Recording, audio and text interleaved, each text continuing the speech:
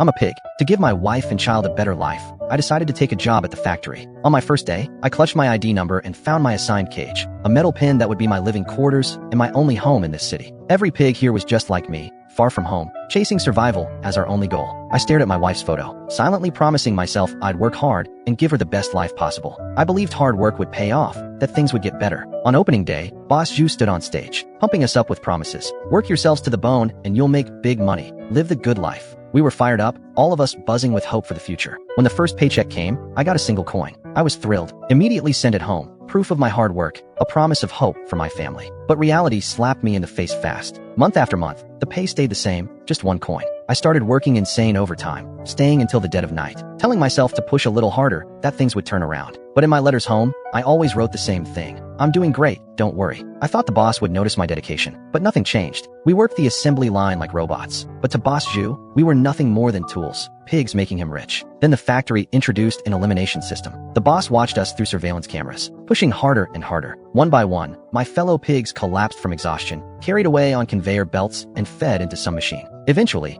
I was the only one left on the line, but I gritted my teeth and kept going, clinging to one thought: just hold on a little longer, and I'll get that promotion and raise. Finally, as the last pig standing, the boss recognized me. He put me in a suit. I became the manager everyone envied. I thought I'd made it, thought I could finally keep my promise. But then my wife suddenly appeared at the factory, clutching a letter, her eyes full of hope. I ran toward her, excited, but the boss stopped me. The gold coin or her, choose. I stared at the coin in my hand and froze. Hadn't I worked myself to death just to make her happy? That's when it hit me. I ripped off the suit and ran toward my wife. I was going home with her, but then the scene shifted. I was lying on the factory floor, the assembly line still rumbling. My body had gone cold. The success, the reunion, it was all just a dying hallucination. I died at my workstation from overwork. I'd spent my entire life trying, but I never kept my promise to my wife. Never gave her that better life. A breeze blew past, carrying dandelions into the distance. My wife paused from her work, gazing toward where I'd gone, her heart full of longing. But she'll never know that the husband who worked himself to death for her will never come home. We're all chasing our dreams, hustling for a better tomorrow.